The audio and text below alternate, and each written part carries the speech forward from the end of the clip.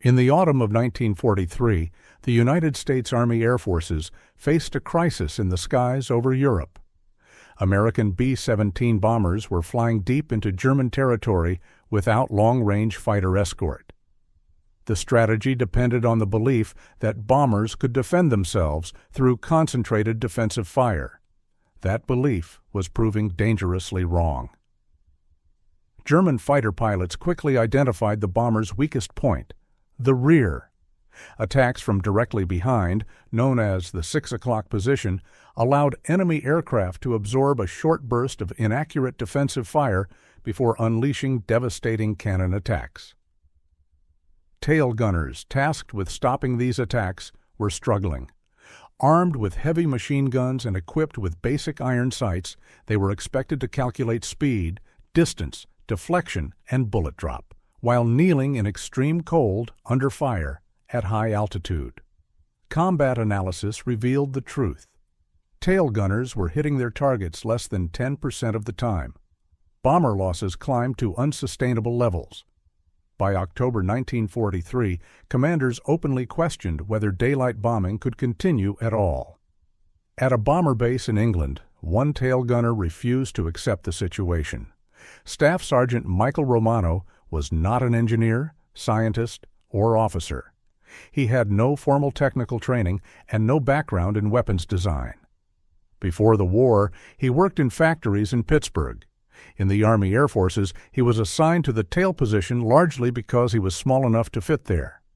After repeated missions in which his fire failed to stop attacking fighters, Romano came to a simple conclusion. The problem was not the gun, it was the sight.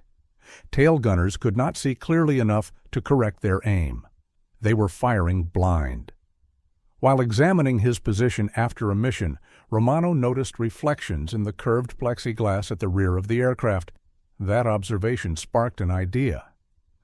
What if mirrors could be used to show a gunner where his bullets were actually going? What if reflected tracer fire could provide immediate feedback, allowing real-time correction instead of guesswork?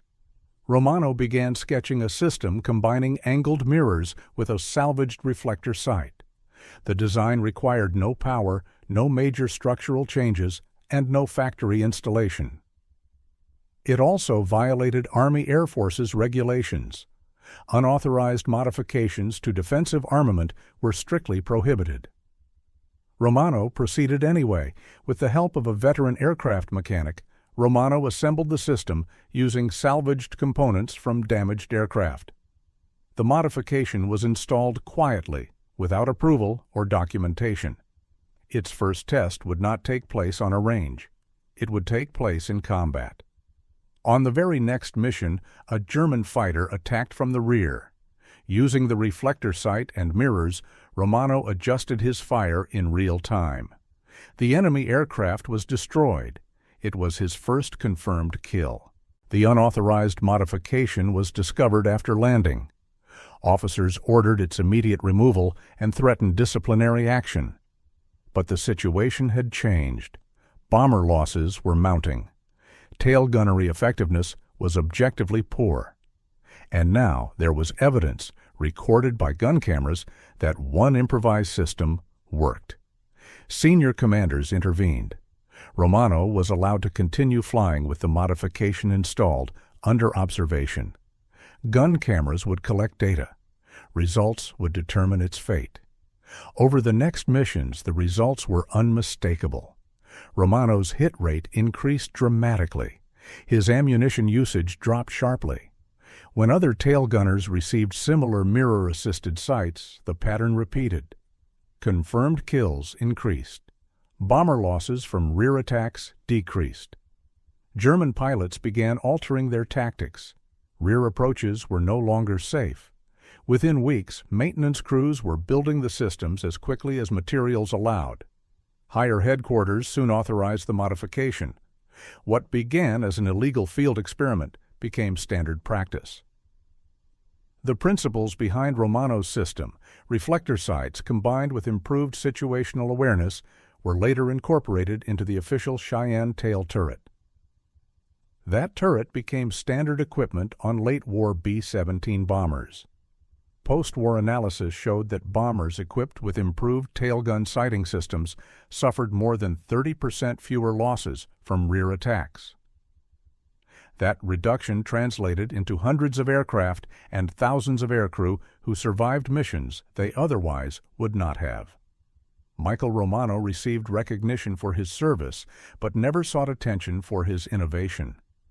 After the war, he returned to civilian life, worked as a machinist, and rarely spoke about his role in the conflict. When asked years later how he knew his idea would succeed, his answer was simple. He did not. He only knew the existing system was failing. Military history often emphasizes grand strategies, formal research programs, and top-down innovation.